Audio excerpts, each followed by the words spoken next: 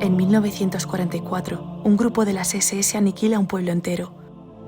Más de 640 personas son fusiladas y quemadas.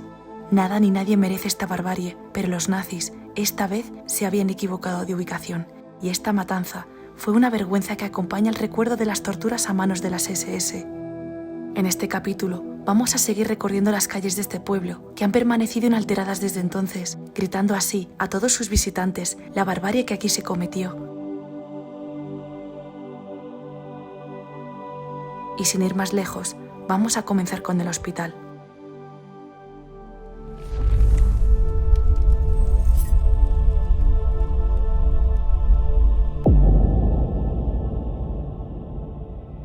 A ver, justo aquí enfrente queda como una caja, creo que es de luz.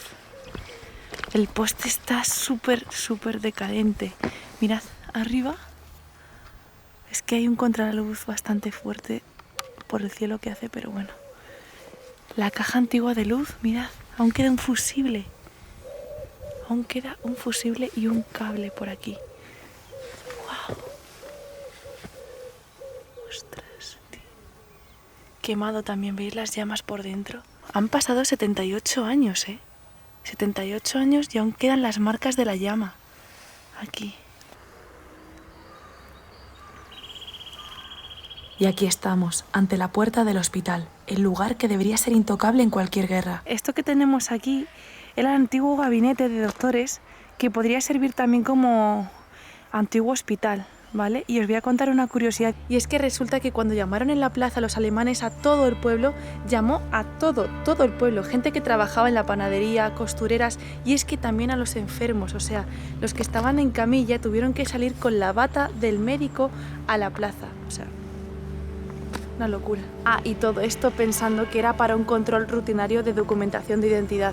O sea, en la plaza gritaban con megáfonos: control obligatorio rutinario de identidad. Y todos tenían que estar obligatoriamente en la plaza. Cuando juntaron a todos allí, pues ya sabéis lo que pasó. Sabemos que los niños de la escuela llegaron a ver los camiones y las tropas de las SS entrar al pueblo, pero en el hospital los pacientes estaban más centrados en intentar recuperarse cuanto antes de sus enfermedades y molestias, por lo que este acontecimiento les pilló por sorpresa. Y es que uno de los 5 hombres supervivientes a esta barbarie contó que cuando estaba en la plaza, reunido con el resto de habitantes del pueblo, vio llegar a todos los pacientes del hospital, entre gritos y lamentos, algunos con el suero aún colgando y otros en sillas de ruedas, y entre ellos logró reconocer a su abuelo. Él había ingresado al hospital esa misma mañana por una sencilla operación en la que por la tarde ya estaría dado de alta, pero extrañamente estaba en una silla de ruedas y con las piernas amoratadas. Seguramente su abuelo opuso resistencia y los nazis le propinarían tal paliza que le dejaron invalidado y postrado en una silla de ruedas. Esto nos demuestra una vez más que para las SS no existían los límites. Todo esto tiene un porqué, el por qué fue aquí, por qué en este pueblo. Lo vamos a ir averiguando a lo largo del vídeo. No sé por qué tocan tanto las campanas. Supongo que a una defunción o algo, no sé, algo estar anunciando. Mirad, vale, estoy enfocando un coche, pero es que mirad lo que tengo a la derecha. Mirad, otros 2 coches súper antiguos, todos calcinadísimos,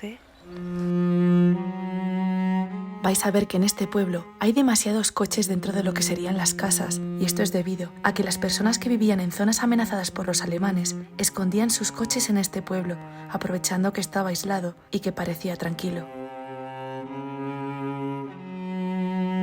Por cierto, nos he enseñado que aquí, a este lado, tenemos una especie de donde guardaban, almacenaban los que trabajaban en el tranvía, almacenarían sus elementos. Se está llenando un poco ya más de gente el pueblo. Nosotros hemos llegado muy prontito, pero mirad, ya empieza a haber más gente. No sé si es que aquí se colocaban quizá los que cuando el tren, ya lo entiendo, cuando el tren iba en sentido contrario y iba para allá, se tenían que venir aquí. Cuando el tren iba para abajo, se montaban ahí. Claro, porque está a la altura, para que te puedas subir en el tren. ¿Puede ser que el tranvía? No entiendo esto. ¿Qué hace un edificio encima del tranvía? ya tengo respuesta a lo que ha pasado. Aquí dejaban los trenes. Hay un desvío por aquí para poder montarse en esa estación y luego aquí podrían dejar los trenes estacionados sin molestar, en esta vía de aquí. Esta vía es la que llevará pues al resto de pueblos. Vamos a ver, eso sí, quién vive enfrente de la vía del tren, porque es que no le separa ni un metro casi a la puerta, de la puerta a la vía no hay casi ni un metro. Anda, curiosamente no es una casa, es una oficina de postes, es de correos. O sea, aquí es donde estaba la oficina donde la gente entregaba las cartas y recibía también otras tantas desde diferentes partes de Francia y del mundo al final. La memoria de Mademoiselle Odette Boulide. Bueno, pues una de las mujeres que trabajaba aquí en esta oficina de correo postal. Ah, pues también vivían, he dicho yo que no, pero mirad lo que hay aquí. La cabecera de una cama.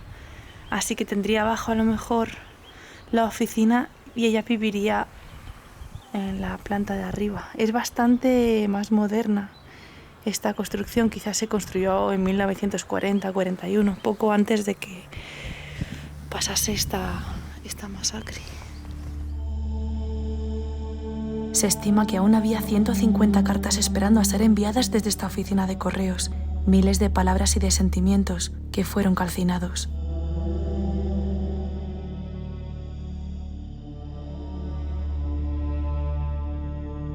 Bueno, pues justo detrás de mí están las dos últimas casas que daban la bienvenida a la gente que entraba por esta parte al pueblo.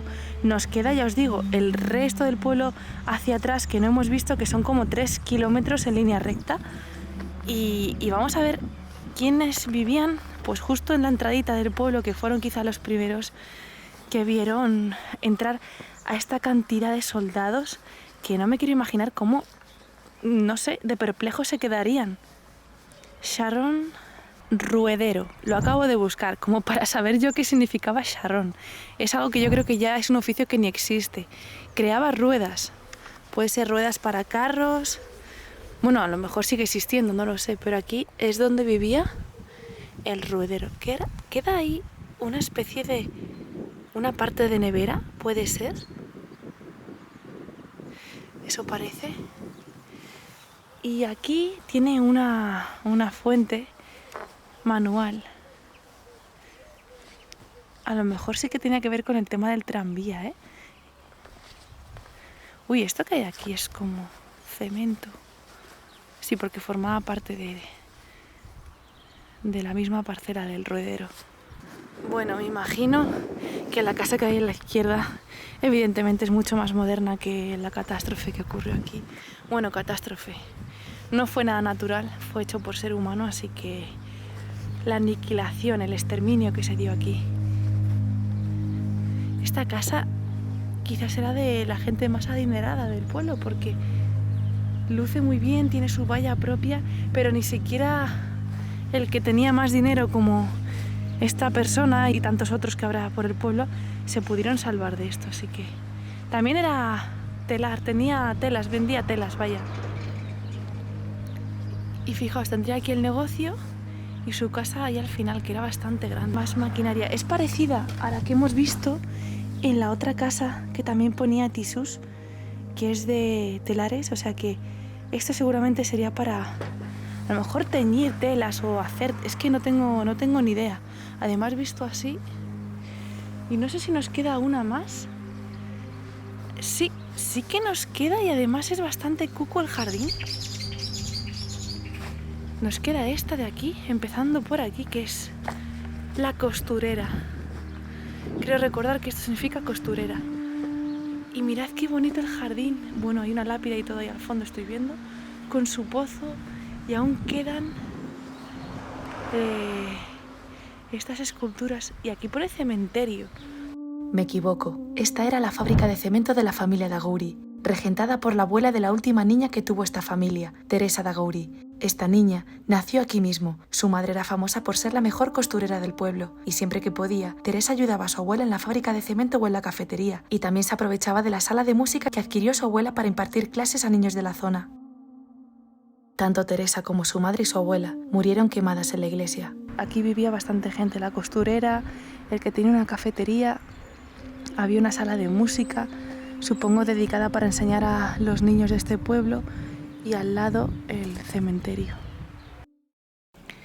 Mirad, aquí todos son detalles que ya me pasaba por alto. Mirad lo que hay aquí debajo de la ventana de la oficina de correos, por donde dejaban las cartas.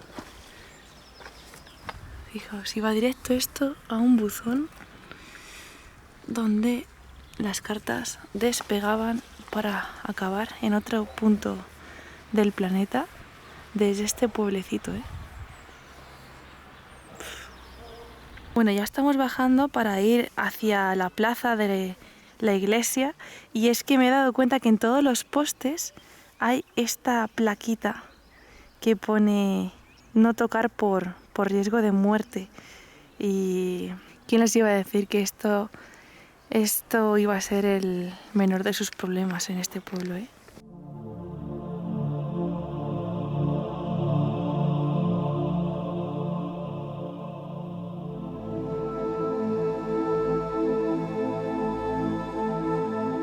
Pero, ¿por qué aquí? ¿Por qué este pueblo? Está claro que nada puede justificar esta masacre, pero si a esta locura le añadimos que fue una equivocación de la división de las SS, aún estremece más la historia. El grupo de las SS, que se encontraba sembrando el terror por la zona central de Francia, recibió el aviso de que había un pueblo en el que se escondía armamento robado a una tropa de las SS, pero este pueblo se trataba de Oradour-sur-Bègre, situado a tan solo 30 kilómetros de Oradour-sur-Glane. En Oradour-sur-Bègre sí que había un arsenal de armas de la resistencia, y a este pueblo la suerte le sonrió, pero a 30 kilómetros, cientos de inocentes perdieron sus vidas.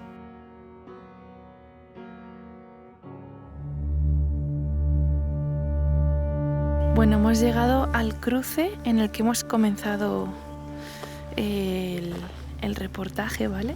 Nos queda ahora bajar por esta calle, por la avenida principal, que bueno, en la que continuamos con la vía y no habíamos visto hasta ahora. Sigue habiendo casas con oficios a los lados, escritos con cartel. Ahí estoy viendo al fondo de esta casa de aquí que tiene varias placas que no sé a qué eran referencia. Bien espirituoso. ¡Ay! Bebidas alcohólicas. Esta es la tienda de bebidas alcohólicas. Pone bebida espirituosa. ¡Ay! Fijaos. La maquinaria, los aparatos que tenían, supongo que para destilar el alcohol. Justo enfrente otra casa con otra máquina de coser, para que veáis lo tradicional, lo típico que era tener una máquina de coser en cada casa, en cada hogar. Y también se ve el vehículo ahí dejado de la persona que vivía aquí, la familia. La chimenea aquí a la derecha, también con una olla ya descompuesta y colgada. Quién sabe si, igual que en el restaurante del hotel, que digo que a lo mejor estaba puesta a fuego cocinando algo, porque eran las 2 del mediodía cuando esto sucedió.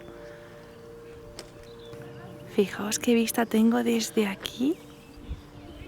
Qué locura de masacre. Se ve el pueblo completamente destrozado. Y ya estoy al lado del edificio de las placas que os he dicho antes. Pero me llama la atención esta construcción, que yo creo que es, fijaos lo que os digo, de extinción de fuegos, ¿no? De incendio. No lo sé, ahora lo veremos de cerca. Tenemos aquí este edificio con placas, Renault, Renault. Creo que era un taller de reparación de vehículos seguramente. De hecho ahí pone garaje, así que efectivamente seguramente aquí repararían. Mirad, hay un coche ahí. Otro cartel que informa de que en este lugar se masacró a un grupo de hombres, esta vez en la fragua de Jean-Baptiste. Se dice que en esta fragua se forjaban hierros tanto de noche como de día, nunca se apagaba el fuego, y un olor a carbón y hierro enrojecido caracterizaba este lugar. Aquí se encontraba su taller y su hogar, por eso tiene bastantes cosas que aún siguen en pie, porque no se pudieron quemar en el incendio. Vemos que el pueblo es súper grande, porque por ahí tiene una avenida, por aquí tiene otra. Ha venido un grupo escolar ahora a verlo, por eso vais a ver que hay más gente por la calle. Es increíblemente grande este pueblo, de verdad que no me lo esperaba así. Mirad la cantidad de edificaciones, ahí había 2 coches. Y ahora me encuentro en lo que puede ser la plaza, pero no estoy segura. Efectivamente, esta es la plaza donde se reunió las 643 personas, al grito de que solo se iban a revisar los pasaportes, para después acabar con todas sus vidas. Que es súper grande. Os voy a enseñar lo más llamativo porque no podemos estar parando en todas las casas si luego están muchas vacías, así que os enseñaré lo mejor. Han pasado casi 80 años desde que ocurrió esta masacre y este lugar sigue transmitiendo el mismo terror que sentirían el primer día. Aquí tenemos otra cafetería. Ya hemos visto 3 cafeterías, ¿eh? Para que veáis, había gente. Bueno, claro, es que eran 642 personas viviendo en este pueblo. He aquí una fotografía de Emile Redon, o mejor pronunciado, Emile Redon, dueño de la cafetería. Buscando sobre su historia, compruebo que fallece en 1984, y es que resulta que justo el día 10 de junio de 1944, momento de la masacre, él se encontraba en Limoges, haciendo unas compras. Su mujer Irene Redon no tuvo esa suerte y falleció en la masacre. Pero esperad, esta fotografía es de 1952, con su hijo de 3 años, en la nueva cafetería, y es que resulta que este hijo lo tuvo con su nueva esposa, con la que se casó 3 años después de la masacre de Oradour. Suerte que Emile pudo rehacer su vida y vivió plenamente hasta los 82 años, momento de su partida. Wow, lo que estoy viendo ahí al fondo.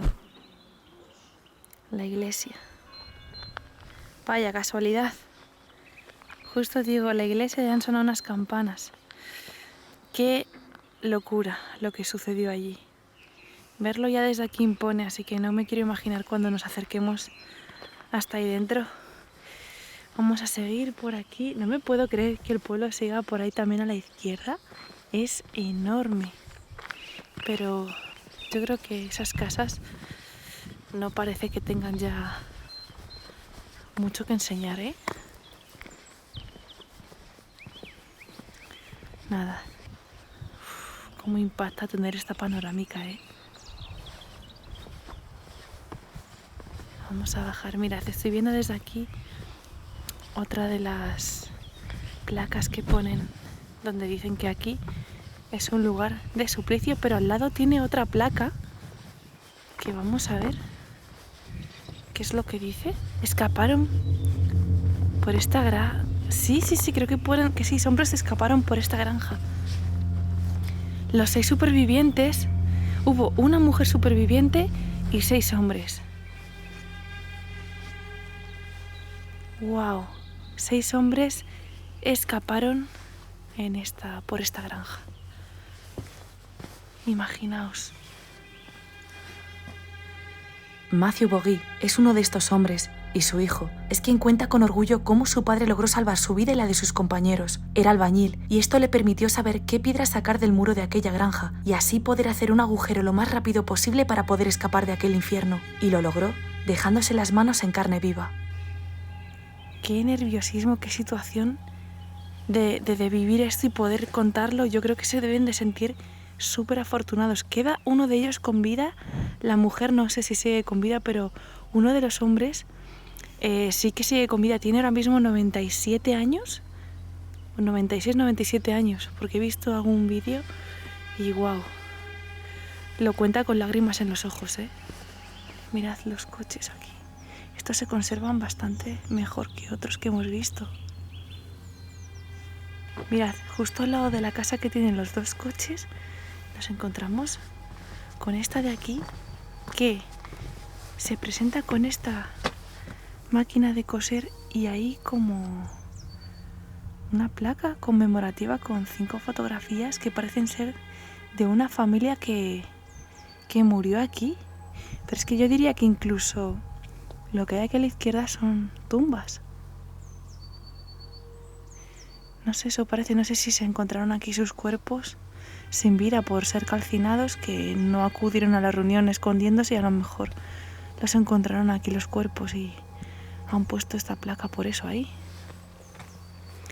Vamos a continuar. Este de aquí es el granero del que escaparon los 6 hombres. con un pavor, me imagino, increíble. Otro coche por aquí. Ya creo que se ha ido todo el mundo porque ahora mismo no escucho a nadie. Nos vamos acercando a la iglesia y yo tengo la piel de gallina, de verdad. Otro cementerio, vale, el cementerio grande que aún no hemos visto, que también veremos después de la iglesia. ¡Wow! Otro Tisus, que sería otro telar. Yo creo que Tisus estelar es lo que me ha puesto el traductor, si no me estoy equivocando, ¿eh? La máquina de coser al final. Aquí no me lo puedo creer lo que sigue estando en pie, mirad. Esto de aquí es para el tenderete. Mirad, desde aquí lo vais a ver mejor. Aún sigue en pie lo que hacía de soporte para poner el toldo en este mostrador, porque seguramente aquí sería el mostrador donde se exhibirían los telares que vendían aquí. Creo que es la zona más intacta, que más fácil hace que te imagines cómo sería esta tienda tan grande, por cierto, en la que sigue, pues eso, estando ahí la máquina de coser a la derecha, varias cabeceras de cama, una estufa. Y aquí es donde pondrían el palito y tiqui, tiqui, tiqui, tiqui, para bajar el toldo y que no les diera el sol a las telas, para no quitarles color. Justo al lado otra cafetería, tenían muchísimas. Un establecimiento. Pone establecimiento café. O quizás vendían café simplemente. ¡Wow! La escalera que hay aquí parece construida más... Es más reciente esta obra, parece. Al final ahí vemos una casita de cuento. Y llegamos a estar muy cerquita de la iglesia.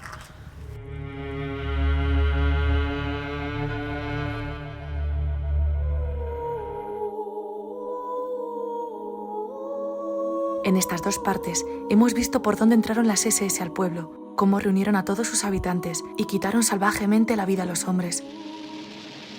Pero queda por seguir descubriendo el resto del pueblo y cómo acabaron con la vida de cientos de mujeres y niños.